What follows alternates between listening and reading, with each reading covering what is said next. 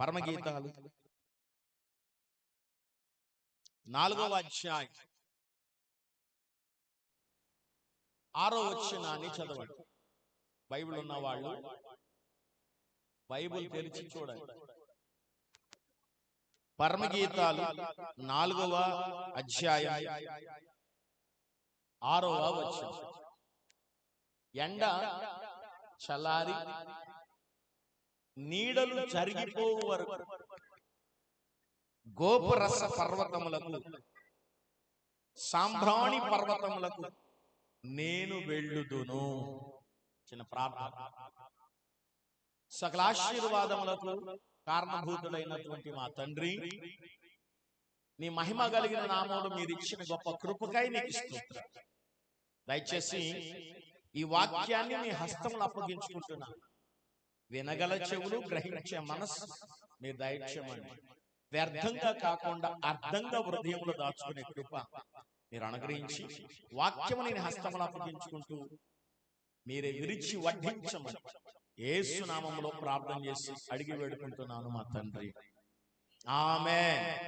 హల్లెలూయా. కూడొచ్చిన మీ అందరికీ ప్రభువైన యేసుక్రీస్తు నామములో హృదయపూర్వకమైన వందనాలు. చదవబడినటువంటి వాక్యము పరమగీతాలు 4వ అధ్యాయము 6వ వచనం. గత వారం మనం ధ్యానం చేసినటువంటి, గత ఆదివారం మనం ధ్యానం చేసిన వచనం 5వ వచనం. నీ ఇరు కుచెములు ఒక జింక పిల్లలయు తామరలో మేయు కవలలను పోలి ఉన్నది. కుచెములు అంటే స్తన్యములు. ఇవి రెండు ఎలా ఉన్నాయి అంటే కవలల్లాగా ఉన్నాయి అన్న. కవలలంటే జోడుగా ఉన్నవి. వాటిని ఆత్మీకమైన అర్థంలోకి మనం తీసుకుని వస్తే, వాక్యానుసారమైన అర్థంలో తీసుకొస్తే, ఒకటి ప్రేమ, రెండోది విశ్వాసం. ఒకటి ప్రేమ, రెండవది విశ్వాసం. ఇవి ప్రేమ విశ్వాసం అనేది కవలల్లాగా ఉండాలి, జోడుగా ఉండాలి. ప్రేమ నుంచి విశ్వాసాన్ని, విశ్వాసం నుంచి ప్రేమను విడదీయకూడదు. ఇవి రెండు ఒకటిగా ఉన్నప్పుడు అవి ఎలా ఉంటాయి అంటే మేత మేస్తున్నటువంటి జింక పిల్లల వలె ఉంటుంది, పౌష్టికంగా ఉంటుంది. యెహోవా నా కాపరి, నాకు లేమి కలుగదు. పచ్చిక గల చోట్ల ఆయన పరుండు చేస్తాడు. దేవునికి స్తోత్రం కలుగునుగాక. కాబట్టి ఈ వారం మనం ధ్యానం చేస్తున్నటువంటి వచనము 6. ఈ 6వ వచనములో ఎండ చల్లారి నీడలను జారిపోవు వరకు, జరిగిపోవు వరకు గోపురస పర్వతములకు సాంబ్రాణి పర్వతములకు నేను వెళ్ళుదును. ఏమవుతుందంట? ఎండ చల్లారి నీడలు జరిగిపోవు వరకు. ఎండ చల్లారి నీడేమవుతుందంట? జరిగిపోతుందంట. ఇప్పుడు గమనించండి, మీరు చూస్తూనే ఉన్నారు రోజు జరుగుతున్న ప్రక్రియ. రోజు జరుగుతున్న ప్రక్రియ. సూర్యుడు ఉదయించి అస్తమించేటప్పుడు సూర్యుడు ఏమవుతుంటాడంటే జరుగుతూ ఉంటాడు. అలా జరుగుతూ ఉన్నప్పుడు నీడ కూడా ఏమవుతుంది? జరుగుతూ ఉంటుంది. ఈ జరుగుతున్నప్పుడు పొద్దున్న ఉన్నటువంటి సూర్యరశ్మి 11 గంటలకు ఉండదు. 11 గంటలకు ఉన్నటువంటి సూర్యరశ్మి 12 గంటలకు ఉండదు. 12 గంటలకు ఉన్నటువంటి సూర్యరశ్మి 1 గంటకు ఉండదు. 1 గంట నుంచి 3 గంటల వరకు ఉన్నటువంటి సూర్యరశ్మి 4 గంటలకు ఉండదు. 4 గంటల నుంచి మళ్ళా సూర్యరశ్మి ఏమైపోతుంటది? చల్లారిపోతుంది. ఏమవుతుంది? చల్లారిపోతుంది. అంటే ప్రియ దేవుని బిడ్డలారా, భూమి మీద పుట్టినటువంటి మనం అందరం కూడా పుట్టిన తర్వాత ఏదో ఒక రోజున మళ్ళా గతించిపోతాము.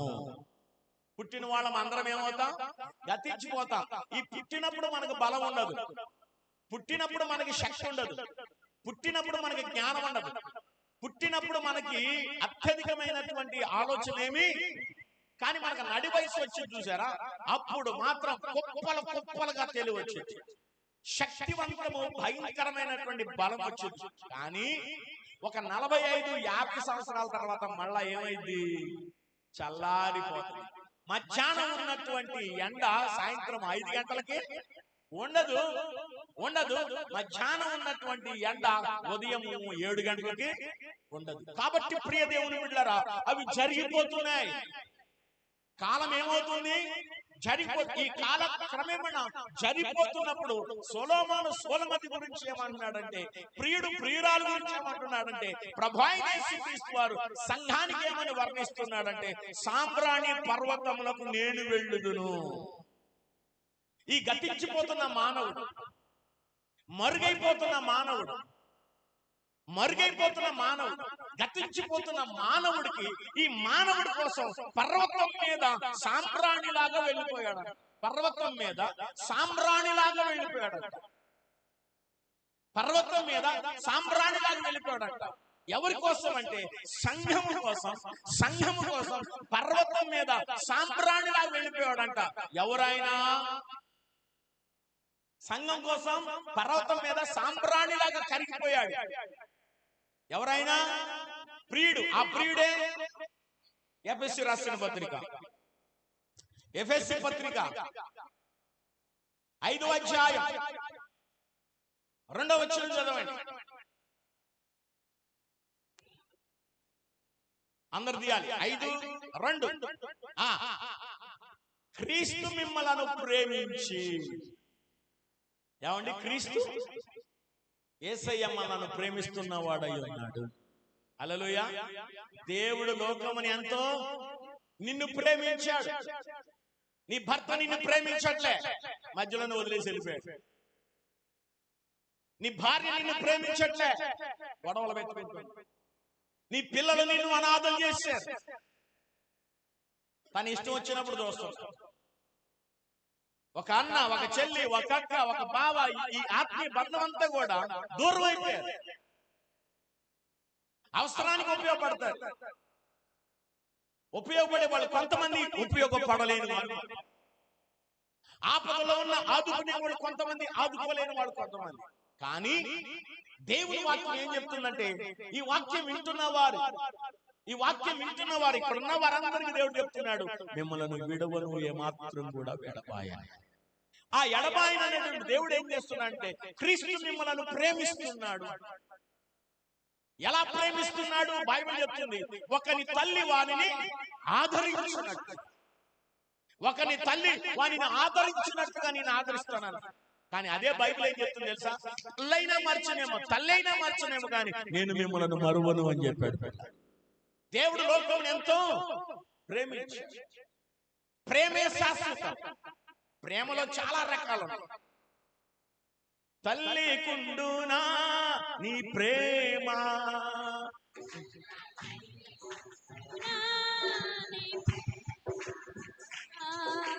తల్లి కుండునా నీ ప్రేమ, సొంత చెల్లి కుండునా నీ ప్రేమ, నీ ప్రేమ ఎంతో ఎంతో మధురం. యేసు నీ ప్రేమ ఎంతో ఎంతో మధురం. ఆమేన్. ఎవరి ప్రేమ?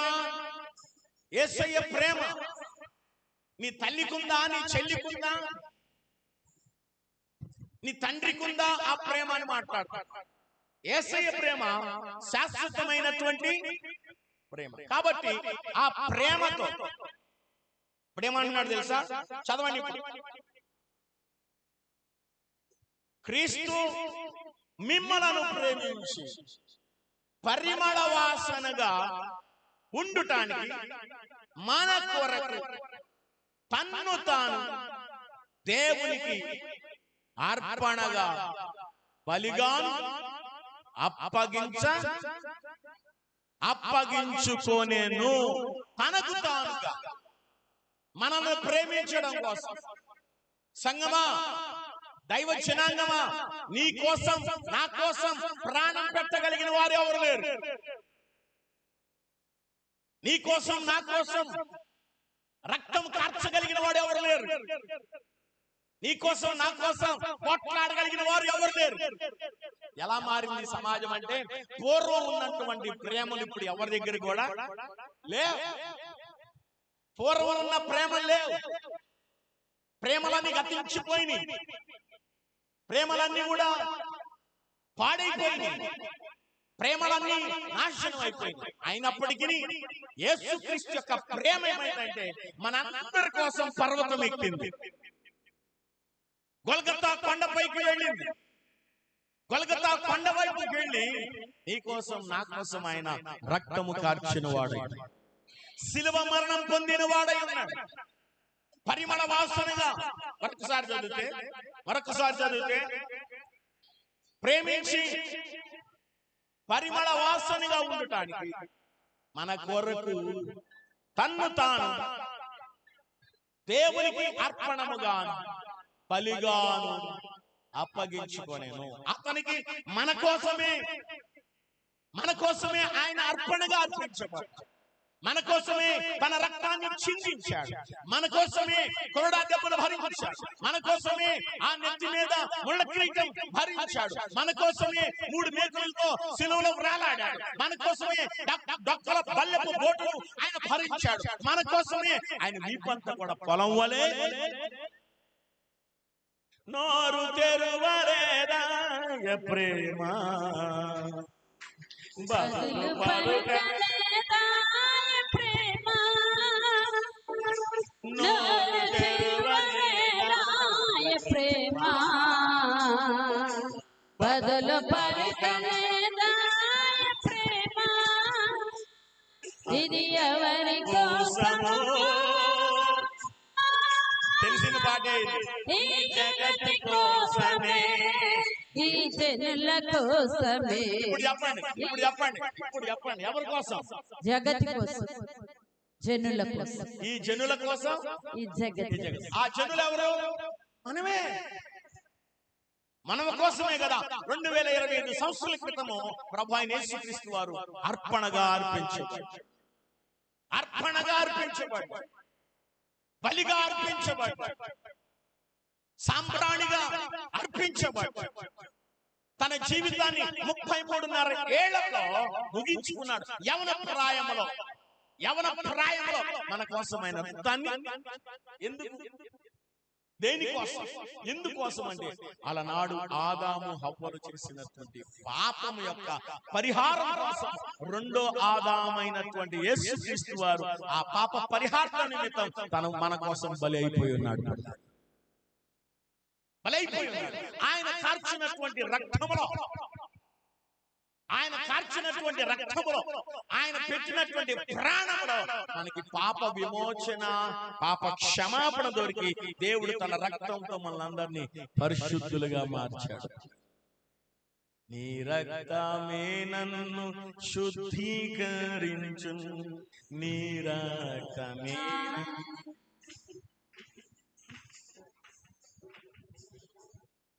దేవునికి స్తోత్రం. ఆయన రక్తం మనల్ని ఏం చేసిందంట?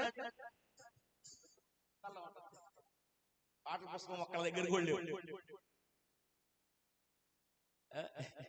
ఆయన రక్తం మనల్ని ఏం చేసిందంట? శుద్ధి చేస్తుంది.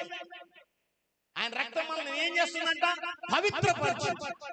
ప్రియ దేవుని బిడ్డలారా, పాపులుగా బ్రతకడం భూమి మీద చాలా సులువు. అర్థమవలా? ఒక ద్వేషిగా, పాపిగా, అపవిత్రులుగా బ్రతకడం చాలా సులువు.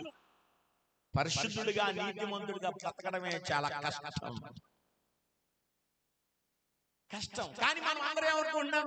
నేను మంచిదాన్ని, నేను ఒక్కదాన్నే మంచిదాన్ని, నేను ఒక్కనే మంచోడు అని మనం అందరం గీత గీసుకొని. కానీ మన పాపాలన్నీ ఎక్కడ తెలుస్తుంది తెలుసా? వాక్యం అని అద్దం దగ్గరికి వచ్చినప్పుడు తెలుస్తాయి. ఎక్కడికి వస్తాయండి? వాక్యం అనే అర్థం దగ్గరికి వచ్చినప్పుడు వాక్యం కూర్చుంటే అప్పుడు తెలిసింది నా కోసమే చెప్పాడు వాక్యం, నాకే తగిలింది వాక్యం అనే భావం వచ్చిందంటే నువ్వు పాపివి, నువ్వు క్రీస్తుని కలిగి ఉన్నప్పటికీ రోత జీవితం జీవిస్తున్నావు. దైవజనాంగమా, మనం జన్మతః కర్మతః పాపులం కాబట్టి ఈ పాపములో పుట్టినటువంటి మనల్ని యేసుక్రీస్తు పరిమళ వాసనగా పర్వతం ఎక్కిన వాడయ్యాడు. హల్లెలూయా, హల్లెలూయా. ఏం చేశానయ్యా నీ కోసం, నీ బ్రతుకునే చావని ఏ మోసమైనా నీవు ఏం చేశానయ్యా నీ కోసం నీ బ్రతుకుని చావని ఏం మోసానయ్యా నీ కోసం నీవు నన్ను చూచావని ఒక్కరినైనా ఒక ఆత్మనైనా రక్షించానా నీకై వెలిగించానా ఒక్కరినైనా ఒక ఆత్మనైనా రక్షించానా నీకై వెలిగించానా ఏం చేశానయ్యా నీ కోసం తెచ్చావని ఏం మోసానయ్యా నీ కోసం నీవు నన్ను చూచావని. హల్లెలూయా. ఆయన లోక పాపం మొత్తం మోసుకెళ్ళిన గొర్రె పిల్ల ఆయన. లోకంలో ఉన్న ప్రతి మానవుడి పాపాలు అంతకు ముందులున్నవి, తన తరంలో ఉన్నవి, ఇంకా రాబోతున్న తరంలో ఉన్న మన తాత ముత్తాతల కాడి నుంచి మన ముని మనవళ్ళు మనవల సంస్థానం వరకు కూడా ఈ జగత్తున్నంత వరకు ఉన్న ప్రతి పాపాన్ని 2025 సంవత్సరాలు గొల్గొతా కొండ పైన ఆయన భరించి మోసి మనందరినీ కూడా ఆయన పరిశుద్ధపరిచిన వాడై. ఆమేన్. హల్లెలూయా. కాబట్టి దైవ సంఘమా, దేవుని సన్నిధానాలు మనం ఆలోచన చేయాల్సిన సామ్రాణి పర్వతములకు నేను వెళ్ళేది. అయితే ప్రియ దేవుని బిడ్డలారా, దేవుని సన్నిధానములు సామ్రాణి అంటే ఏంటి? సువాసన కలిగి. అవునా? మంచి సువాసన ఇచ్చింది కానీ కనబడతాడు. వాసన కనిపించిందా? మంచి వాసన కనబడుతుందా? కనబడదు. కానీ ఆ సువాసన వల్ల మనసు ఎంతో నెమ్మదిని కలుగుతుంది, ఫ్రెష్ గా ఉంటుంది, ఆశీర్వాదకరంగా ఉంటుంది. ప్రియ దేవుని బిడ్డలారా, చూడండి, మీకేం చెప్పాలి ఇప్పుడు నేనంటే, తప్పుగా అనుకోకపోతే పేడ వాసన ఎట్లా ఉంటుంది, పేడ వాసన ఎట్లా ఉంటుంది, అత్తర్ వాసన ఎట్లా ఉంటుంది? మీకు పేడ ఏంటి అన్నట్టు చూస్తున్నారు. అది మీకు తెలియదు కాబట్టి రాజధాని ప్రజలు కనుక. అత్తర్వాసన తెలిసిన వాళ్ళు దేవుని స్తోత్రం చెప్పండి. మరి తెలుసా మీకు? అది పేడ తెలుసా? మరి ఇందాక ఏం తెలియని వాళ్ళు అమాయకుల్లా పెట్టారు. అమాయకు మహా డేంజర్. మౌనపుణ్యం వాళ్ళు నమ్మకూడదంట. ఏ వాసన బాగుంది? ఈ లోకము పాపపు వాసన ఉంది, పవిత్రత వాసన ఉంది. పాపం ఉంది, పరిశుద్ధత కూడా ఉంది. పాపము పరిశుద్ధత ఏది బాగుంది? పరిశుద్ధత బాగుందా, పాపం బాగుందా? పరిశుద్ధత. దేవుని సంగమా, ఒక రోజున ఒక పాపాత్మురాలైన స్త్రీ, ఎవరండి? ఒక పాపాత్మురాలైన స్త్రీ ఏం చేసిందో తెలుసా? యేసు ప్రభు దగ్గరికి వచ్చేసి, ఆవిడెవరో తెలియదు, ఎవరో ఇంట్లోకి ఆయన భోజనానికి పిలిచారు. ఆయన దగ్గరికి వెళ్ళారు. భోజనానికి వెళ్తే ఒక ఆవిడ అంత మంది జనంలో కూడా అందరిని తోసుకొని చేతించుకొని వచ్చి యేసయ్య పాదాల మీద పడి వచ్చి బోర్మని ఏడ్చి ఏడ్చి ఏడ్చి ఏడ్చి ఏం చేసిందంట చెప్పండి? పాదాలన్నీ కన్నీళ్లతో కడిగి తల వెంట్రుకలతో తుడిసిందంట. ఒక చక్కటి అత్తరంట ఆయన పాదాల నుండి నెత్తి దాకా రాసిందంట. ఎక్కడి నుంచి రాసిందండి? తల మొదలుకొని పాదాల వరకు రాసింది. రాస్తే జనం అందరూ ఆశ్చర్యపోతున్నారు. ఛీ ఛీ ఛీ అంటున్నారు. ఏమంటున్నారండి? ఛీ, భోజనాన్ని పిలిచాను నేను. ఆవిడ ఎందుకు వచ్చింది? ఈ ఊర్లో పెద్ద పాపి అనే పేరు ఆవిడ వ్యభిచారురాలు. ఆవిడ వచ్చిందేంటి? అయినా యేసయ్యకి తెలియద్దు, బోధకుడికి తెలియద్దు, జ్ఞానం ఉండదు. ఆవిడ వచ్చి పుట్టుకుంటే అనాలి కదా, అనలేదేంటి? అంటున్నప్పుడు యేసయ్య మాట్లాడుతున్నట్టు మాట, యేసయ్య మాట్లాడుతున్నట్టు మాట. ఒరే అబ్బాయి, ఒరే బాబు, నీవు నన్ను పిలిచావు, నా పాదాలు కడగడానికి నీళ్లు నీవు ఇవ్వలే. కనీసం నీవు తువ్వాలు కూడా ఇవ్వలే. నేను వస్తే కనీసం ముద్దు కూడా పెట్టలే. ఆవిడ వచ్చిన కాడి నుంచి నా పాదాలు కడిగి పాదాలు తుడిచి పాదాలు ముద్దు పెట్టింది. ఈవిడ విస్తారమైన పాపములు క్షమించబడ్డాయి అని చెప్పింది. పాపములను క్షమించగలిగిన ఒకే ఒక దేవుడు ప్రభాయిని యేసుక్రీస్తు అయి ఉన్నాడు. ఆయన తప్ప క్షమించగలిగిన వాడు ఎవరు కూడా లేరు. కాబట్టి ఆయన మాత్రమే క్షమించగలడు. ఆయన మాత్రమే క్షమించగలడు. అయితే ఆ పక్కన ఉన్న అరే అనవసరంగా ఈ అత్తరుబుడ్డి ఆగం చేసి ఇంత ఖరీదైన అత్తరు, ఈ ఖరీదైన స్ప్రే అనవసరంగా పాడు చేశారు. ఇది ఎవరికైనా అమ్మేసి నీకు ఎక్కువైంది అనుకో, ఇది అమ్మేసి పేదలకు ఇస్తే పోయేదే, పేదలకు పంచి పెడితే పోయేదే, ఓ ముద్దాన్నం పెడితే పోయేదే అంటున్నాడు ఎవడో వాడు. వాడు మనలాంటి పిసినారోడు అయ్యి ఉంటాడు. పోవచ్చు మనలాంటి పిసినారోడు అయ్యి. దైవ సంఘమా గమనించాల్సిన విషయం ఏంటంటే యేసు ప్రభువు దానికి ఏమన్నారు తెలుసా? ఒరే బాబు, పేదలు మీరు పుట్టక ముందు ఉన్నారు, మీరు పుట్టినాక ఉన్నారు, మీరు పోయినాక కూడా ఉంటారు. పేదలు ఎప్పుడు పేదలే, కానీ నేను ఉండే కాలం కొద్ది కాలం మాత్రమే. దేవునికి స్తోత్రం కలుగును గాక. కాబట్టి ఇప్పుడు మనం దేవుని ఘనపరచాలి. మనకి దేవుడిచ్చిన ఆయుష్, దేవుడు మనకిచ్చిన ఆరోగ్యం, దేవుడు మనకిచ్చిన పెత్తనం. ఇప్పుడు ఈ పెత్తనం మన దగ్గర ఉన్నప్పుడే మనం దేవుని ఘనపరచాలి. దేవుని మనం పెత్తనం ఉన్నప్పుడే ఘనపరచాలి. ఇప్పుడు ఒరబాయ్ పిల్లకాయలందరూ లేవండి ఒకసారి. పిల్లకాయలందరూ, పెళ్లి కాని వాళ్ళందరూ రా. ఏ మాట చెప్పాలంటే పెళ్లి కాని వాళ్ళందరూ, వీళ్ళందరికీ అయిపోయినాయి కాబట్టి కూర్చోండి. మీరు వద్దులే. ఇవి వీళ్ళందరూ ఉన్నారా? వీళ్ళందరికీ పెళ్లి కాదు. ఇప్పుడు వీళ్ళ ఇంట్లో ఏళ్ళ పెత్తనం ఉందా, వీళ్ళ అమ్మ నాన్న పెత్తనం ఉంది? చెప్పరే, ఎవరు పెత్తనం? అమ్మ నాన్న పెత్తనా? వీళ్ళదేం లేదా? అదేంటి శ్రీనివాసు, నీకేమన్నా పెత్తనం ఉందా? లేదంట. ఏం పెత్తనం ఏం లేదంట. వాడి ఇంట్లో ఏం లేదంట వాళ్ళకి. ఎవరికి? మరి వాళ్ళకి పెద్దోళ్ళు అయ్యారుగా, వాళ్ళకి ఏమైనా ఉంటుందా? ఏం లేదు. అంటే ఇప్పుడు ఎవరి తల్లిదండ్రుల చాటున పిల్లలీళ్ళు, ఎవరని నీళ్ళు? తల్లిదండ్రుల చాటున పిల్లలీళ్ళు. ఇప్పుడు వీళ్ళకి పెత్తనమేమి. ఇప్పుడు మీకు ఒక అద్భుతమైన, కూర్చోండి, అద్భుతమైన వ్యక్తి లేదు. పిచ్చయ్య గారు ఒకసారి నుంచోయా? పిచ్చయ్య గారు ఒకసారి నుంచోయా? ఇప్పుడు చెప్తున్నా, పిచ్చయ్య గారు, ఇప్పుడు నీ ఇంట్లో నీ పెత్తనం ఉందా? యేసు రక్తమే. చెప్పరా గట్టిగా గట్టిగా.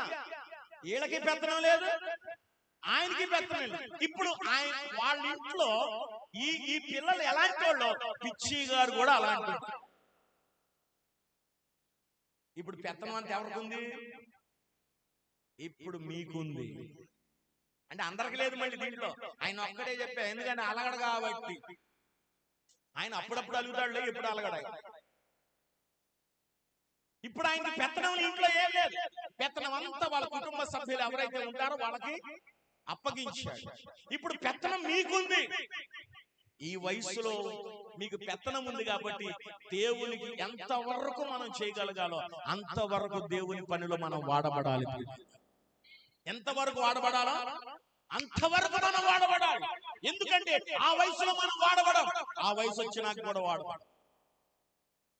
దేవుడికి ఇచ్చిన అధికారాన్ని బట్టి ఇప్పుడు మనం ఎంతైతే వాడబడమో, వాడబడతామో, ఎంతవరకు అయితే మనం ఉపయోగపడతామో, ఎంతవరకైతే దేవునికి ఘనంగా నిలబడతామో, మన ఆయుష్ ఉన్నంత వరకు దేవుని కోసం నిలబడాలి. హల్లెలూయా. కాబట్టి ఆవిడ తీసుకొచ్చినటువంటి అత్తరు ఏదైతే ఉందో, యేసు పాదాలు, ఆ తల మొదలుకొని పాదాల వరకు యేసయ్య అంటాడు, నేను ఆ పేదలు ఎప్పుడు మీతోనే ఉంటారు, కానీ నేను మీతో అవకాశం వచ్చినప్పుడు ప్రభుని మనం ఘనపరచాలి. ప్రియమైన దేవుని బిడ్డలారా, అవకాశం పోయినప్పుడు ప్రభుని ఘనపరచాలి. ప్రభుని ఘనపరచలే. ప్రియులారా, దేవుని సన్నిధానంలో మత్తయి సువార్త మత్తయి సువార్త 28 అధ్యాయం 28వ అధ్యాయం 20వ వచనం చదవండి. మీకు ఏ ఏ సంగతులను ఆజ్ఞాపించుదునో వాటన్నిటినీ గైకొనాలని వారికి బోధించండి.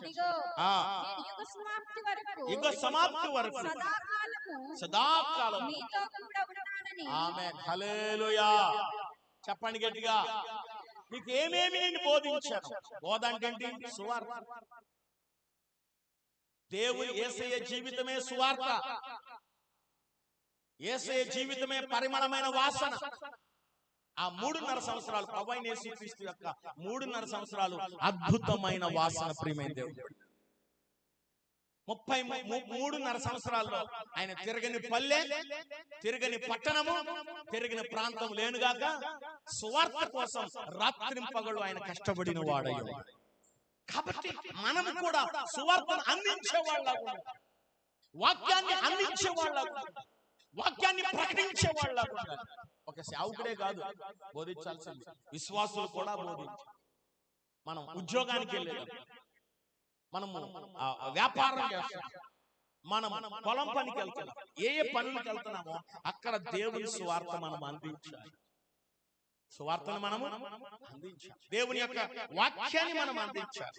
చూడండి, యోహాను సువార్త 19వ అధ్యాయం 39వ వచనం. యోహాను సువార్త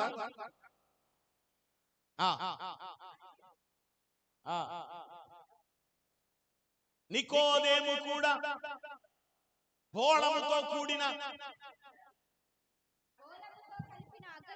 బోళముతో కలిపిన అగరు రమారమి 150 సేర్లు ఎత్తుగలిగినది. దేవునికి స్తోత్రం కలుగును గాక. నికోదేము అంట బోళం తీసుకొచ్చాడు, అత్తరు తీసుకొచ్చాడు. 150 సేర్లు ఎత్తుందంట. అంత విలువైంది, అంత ఖరీదైంది, అంత కిమ్మత్తు కలిగినటువంటి అత్తరు తీసుకొచ్చి యేసు ప్రభుని సాయంకాలం శిలువలోంచి కిందకి దించినాక, యేసు ప్రభుని కిందకి దించినాక సమాధిలో పెట్టేటప్పుడు అత్తరు పూశారు. ప్రియమైన దేవుడు, ఎవరు పూశారు తెలుసా? పేతురు, యోహాను, యాకోబు, ఫిలిప్పు, బర్తమే, ఆంద్రయ, వీళ్ళు కాదు పూసింది. ఎవరు పూశాడంటే నికోదేము. ప్రభుకి దూరం ఉన్న వ్యక్తి ప్రభుని ప్రేమించి దేవుని దగ్గరికి వచ్చి నికోదేము అనే వ్యక్తి ఆ సమాధిలో పెట్టేటప్పుడు అత్తరు పూసాడంట. 150 సేర్లు అంట. దైవజనాన్ని గమనించండి. ఆయన ఉన్నప్పుడే మనం ఆయన వెతకాలి. ఆయన ఉన్నప్పుడే మనము వెతకాలి. అందుకే ప్రార్థన చేసేవాళ్ళు ఒకవేళ చనిపోతే పెట్టిలో పెట్టి స్ప్రే జల్లుతారు. ఇక చచ్చిపోయినోడు ప్రతి ఒక్కరి దగ్గర మల్లెపూల స్ప్రే ఒకటే జల్లుతారు. 30 రూపాయలు, 40 రూపాయలు. ఖరీదైన అత్తరు జల్లుదాం, ఖరీదైన అత్తరు పోద్దాం. పాటలు వచ్చి 1000 రూపాయలు, 2000 రూపాయలు అత్తరు పోద్దాం అంటే చచ్చిపోయినాక. పాస్టర్ గారు ఎందుకండి వేస్ట్గా ఎందుకండి? వాడు ఎవడన్నాడు యేసు ప్రభుకి అత్తరు రాస్తే ఎందుకు వేస్ట్ అన్నాడు? ప్రభు అయిన యేసుక్రీస్తు సమాధిలోకి వెళ్ళేటప్పుడు నికోదేము అత్తరు పూశాడు. యేసు ప్రభు వారు 3వ రోజున ఆదివారం తెల్లవారుజామునే మగ్దలేని మరియా, నాకు తెలిసి వేరొక మరియా, సుగంధ ద్రవ్యాలతో సమాధి దగ్గరికి పరిగెత్తుకొని వచ్చారంట. ఎక్కడ? లూకా సువార్త 24వ అధ్యాయం 1వ వచనం చదవండి. ఆదివారం, లూకా సువార్త 24వ అధ్యాయం 1వ వచనం. ఆదివారం తెల్లవారుజామున ఆ స్త్రీలు తాము సిద్ధపరిచిన సుగంధ ద్రవ్యములను తీసుకొని సమాధి వద్దకు వచ్చారు. బోలో యేసు మహారాజుకి. ఏంటి చెప్పండి? హల్లెలూయా. మనందరి కోసం పరిమళ వాసనగా అర్పించబడిన యేసయ్య కోసం మరియా అత్తరు పూసింది. మనందరి కోసం సుగంధ పరిమళముగా అర్పణైపోయిన, బలి అయిపోయిన యేసయ్య కోసం నికోదేము అత్తరు పూసాడు. మన అందరి కోసం బలైపోయిన, మన పాపాల కోసం, మన రోత పాత జీవితం కోసం, పాప జీవితం కోసం బలైపోయినటువంటి యేసయ్య కోసం ఆ స్త్రీలు ఆదివారం జామున ఏం తీసుకొచ్చారంటే సుగంధ ద్రవ్యములు తీసుకొచ్చారు. ప్రియ సంఘమా, దేవుని జనాంగమా, మనమే మనమే మనమే ప్రభు అయిన యేసుక్రీస్తుకి సుగంధ ద్రవ్యములమై ఉన్నాము. హల్లెలూయా. మనం ఒక్కొక్కలం ఒక్కొక్క అత్తరు బుడ్డి, ఒక్కొక్కలము ఒక్కొక్క అత్తరు బుడ్డి. మన సాక్ష్యమే అత్తరు బుడ్డి, మన పలుకే అత్తరు బుడ్డి, మన పనే అత్తరు బుడ్డి, మన క్రియలే అత్తరు బుడ్డి, మన నమ్మకమే అత్తరు బుడ్డి, మనం చేస్తున్నటువంటి విశ్వాస ప్రయాణమే ఒక అత్తరు బుడ్డి అయి ఉన్నది. ఏమన్నాడు తెలుసా బైబిల్ గ్రంథంలో? ఏమన్నాడు తెలుసా? మనమందరం ఈ లోకానికి పత్రికలమై ఉన్నాము. ఎట్టికి చెప్తారా? మనల్ని చూసి మీరు ప్రార్థనకి వెళ్తున్నారు. ఆదివారం పూట ఎక్కడికి వెళ్తారు మీరందరూ? ప్రార్థనకి. ఎక్కడికి వెళ్తారండి? ప్రార్థనకి వెళ్తారు. మరి ప్రార్థనకి వెళ్తారని వాళ్ళకి తెలిసిందంటే మీరు ప్రార్థన చేస్తున్నట్టే కదా. మీరు ప్రార్థన చేస్తుండగా మీరు అబద్ధాలు ఆడుతుండ్రి, మీరు ప్రార్థన చేస్తా మోసాలు చేస్తుండ్రి, మీరు ప్రార్థన చేస్తా రకరకాలైన దేవునికి వ్యతిరేకమైన క్రియలు చేసినప్పుడు మనం ఎలా ఉన్నామో తెలుసా? మనం ఎలా ఉన్నామో తెలుసా? బుక్కవాని యొక్క తైలములో చచ్చిన ఈగలాగా ఉంటాం. అప్పుడు ఆ ఈగ చచ్చిపోతే తైలం అంతా ఏమైంది? దుర్వాసన. ఏ వాసన? ఆ సుగంధ తైలము కంటే మంచి పేరు విశ్వాసి అనే ఒక మంచి పేరు కలిగి మనం జీవించాలి. దేవునికి స్తోత్రం కలుగుగాక. నీ ఇంట్లో నీ సాక్ష్యమే, నీ వీధిలో నీ సాక్ష్యమే, నీ సంఘంలో నీ సాక్ష్యమే, నీ బంధుమిత్రులు నీకున్నటువంటి సాక్ష్యం. అదే సువాస. మనలో నుండి క్రీస్తుని ప్రజలకు కనపరచాలి. హల్లెలూయా. మనల్ని బట్టి, మన క్రియలను బట్టి సంఘాన్ని మనం రాపట్టం. మనమే మోసం చేస్తాం సంఘాన్ని, సేవకుని, దేవుణ్ణి. ఇక సంఘం ఏమి అభివృద్ధి అవుతుంది? మనం చేస్తున్నటువంటి అతిక్రమాలు ఎవరికి కూడా కనిపించవు. మనం చేస్తున్నటువంటి పాపక్రియలు ఎవరికి కనిపించవు. మనం చేస్తున్నటువంటి సంఘం యొక్క సంఘమునకు క్రమశిక్షణ లేని వారిగా మనం జీవిస్తున్నాం. మనం దేవుని సంఘాన్ని ఎలా నిలబెట్టగలం ఒకసారి గమనించాలి. ఇప్పుడు మన అందరి కోసం ప్రభువైన యేసుక్రీస్తు సంబ్రాణి పర్వతములకు నేను వెళ్ళుదును. మన కోసమై ప్రభువైన యేసుక్రీస్తు వారు బలియాగమయ్యాడు, అర్పణగా అర్పించబడ్డాడు. ఆ అర్పణ ద్వారా, తన కార్చిన రక్తము ద్వారా, తన రక్త బిందు ఒక్కొక్క బిందు ఒక విశ్వాసిగా దేవుడు మలచి మార్చి ఈ సన్నిధానంలో కూర్చోబెట్టిన వాడై. ఆమేన్. హల్లెలూయా, హల్లెలూయా. ఇక ఏడవ వచనం. నా ప్రియురాలా, నీవు అధిక సుందరివి, నీ అందు కళంకమేమియు. చేతుల పైకి దేవునికి స్తోత్రం చెప్పండి గట్టిగా. మీ పక్కన వాళ్ళకి వందనాలు చెప్పండి.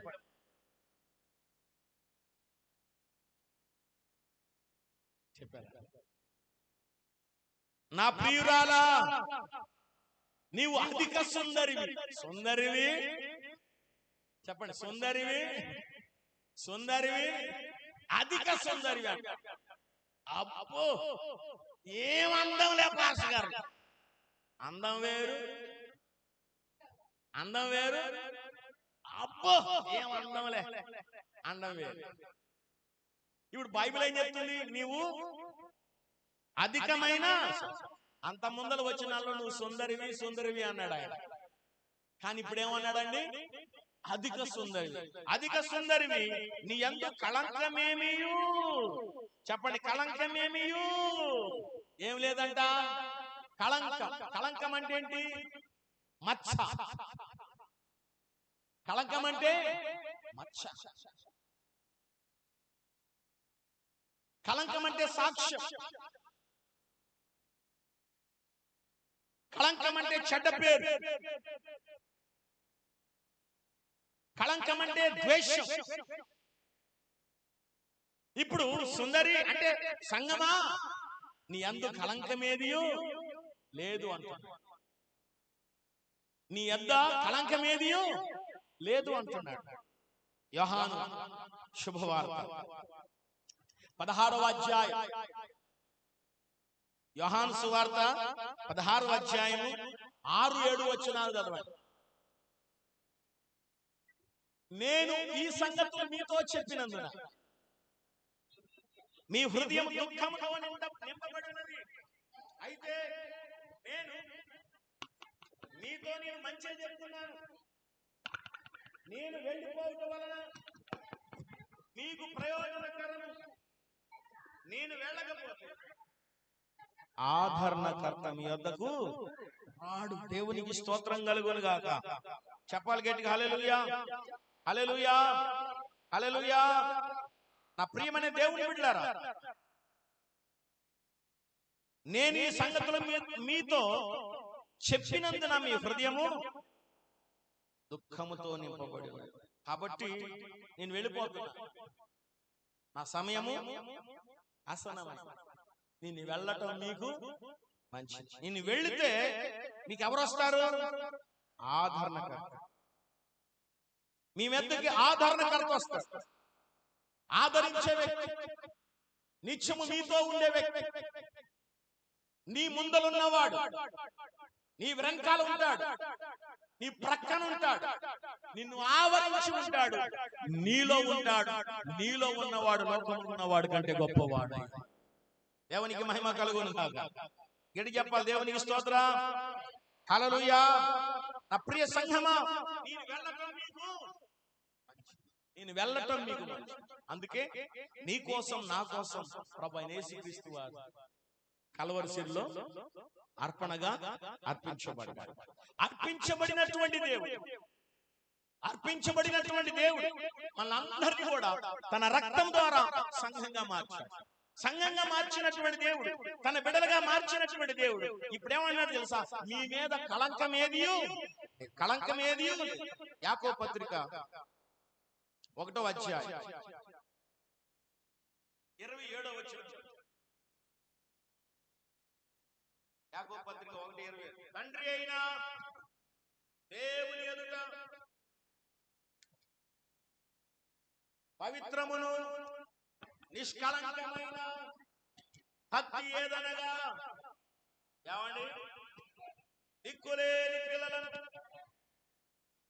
పెదవరాండ్రను వారి ఇబ్బందిలో పరామర్శించడం, ఇహలోక మాలిన్యం మనకంటకుండా తన్ను తాను కాపాడుకున్నటయే.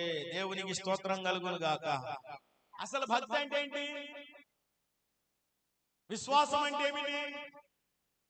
విశ్వాసులంటే ఎవరు? ప్రార్థన చేసేవాళ్ళంటే ఎవరు? చర్చికి వెళ్ళేవాళ్ళంటే ఎవరు? యేసును అంగీకరించిన వారంటే ఎవరు? బాప్తిసం తీసుకున్న వారంటే ఎవరు అని అంటే, దిక్కులేని పిల్లలను, విధవరాండ్రను వారి ఇబ్బందిలో పరామర్శించుట, ఇహలోక మాలిన్యము అంటకుండా తన్ను తన్ను కాపాడుకున్నట్టయే. ఏ మాలిన్యము? ఇహలోక. ఇప్పుడు వెధవరాలు పక్షాన దేవుడు వ్యాజ్యమా? వెధవరాలు ఎదురొచ్చినా, విధవరాలు ఒకవేళ అత్యంతులు వేయడానికి వెళ్ళినా, ఒక రోజున నేను ఎక్కడికి వెళ్ళాను. ఎక్కడికి వెళ్తే ప్రార్థన చేయమన్నారు. ప్రార్థన చేశాను. ప్రార్థన చేసిన తర్వాత ఆ పూలు చల్లేటప్పుడు స్తోత్రం అన్నారు. ఒకేసారి స్తోత్రం అన్నారు. ఇదేంటిరా, మా ఆవిడ ఉంది కదా అనుకున్నా నేను. దేవుని స్తోత్రం కదా, ఆవిడ అష్టం ఉంది కదా, ఏంది స్తోత్రం అన్నారు? భయం, ఒక రకమైన ఏంటా భయం?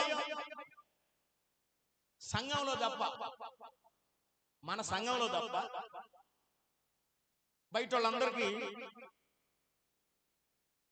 నాతో ప్రార్థన చేయించుకోవడం చాలా ఆశ.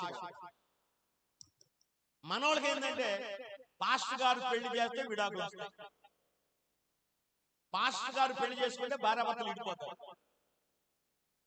పాస్టర్ గారు పెళ్లి చేస్తే అమ్మాయిలే పుడతారు, అబ్బాయిలు ఎవరు పుడతారండి?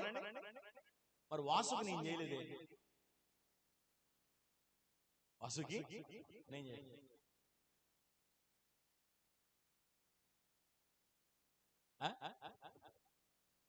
రామంజీ గారికి నేను చేయలేదు పెళ్లి, పిచ్చికి నేను చేయలేదు పెళ్లి, పిచ్చి గారు నేను చేశాను పెళ్లి, కృష్ణాకి కూడా నేను చేయలే పెళ్లి, పెళ్ళి ఆదాముకి కర్మగాలి చేశాను, దేవునికి వాళ్ళ ధాన్యాలకు కూడా నేను చేయలే పెళ్లి, ధాన్యాలు మరి అందరూ ఎవరు గమనించిన ప్రేమైన దేవుని బిడ్డలారా, వెధవరాల పక్షాన దేవుడు వ్యాఖ్యమాడు. మరి వెధవరాల పక్షాన దేవుడు వ్యాఖ్యమాడేటప్పుడు నిష్కళంకమైన భక్తి ఏదంటే వెధవరాల్ని ఆదరించడమే, వెధవరాల్ని ప్రేమించడమే, దిక్కులేని వారిని, అనాథులైన వారిని, దిక్కులేని వారిని దగ్గర చేర్చుకోవాలి.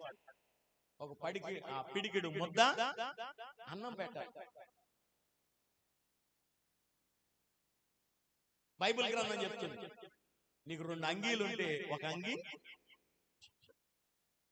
నీకు కాసినంత డబ్బులు ఉంది అనుకోండి వేరే వాళ్ళకి పంచిపెట్టు. నువ్వు ప్రియమైన దేవుని పిల్లరా అలా చేయటం ద్వారా నీ ఫలము పరలోకంలో అత్యధికమవుతుంది.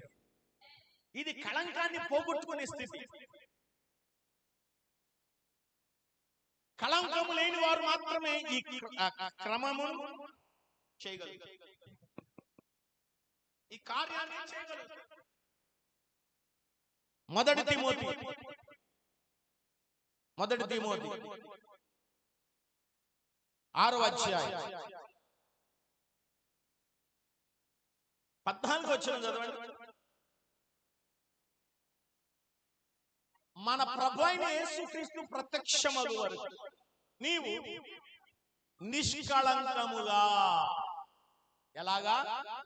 దేవుని రాకడ పర్యాంతం వరకు మన పోకడ జరిగేంత, దేవుని రాకడ మన పోకడ ఇలా జరిగేంత వరకు నిష్కళంకముగా అనింద్యముగా ఈ ఆజ్ఞను గైకొనాలని నీకు ఆజ్ఞాపించుచున్నాను. ఎలా ఉండాలంట? దేవుని యొక్క రాకడ పర్యాంతం, దేవుని రాకడ పర్యాంతం వరకు కూడా నిష్కళంకమైన భక్తితో మనం జీవించాలి. మన హృదయము చాలా శ్రేష్టంగా, మన హృదయము ఆశీర్వాదకరంగా, మన హృదయము నిష్కపటంగా ఉండాలి. ప్రియమైన దేవుడు, అది దేవుడు కోరుకునే భక్తి. మొదటి పేతురు 6వ అధ్యాయం 19వ వచనం చదవండి. 1వ అధ్యాయం మొదటి పేతురు 1వ అధ్యాయం 19వ వచనం చదవండి. అమూల్యమైన రక్తము చేత, అంటే నిర్దోషం నిష్కళంకమున గొర్రె పిల్ల యొక్క రక్తము చేత విమోచించబడ్డారు. మీరెరుగుదురు కదా, ఆయన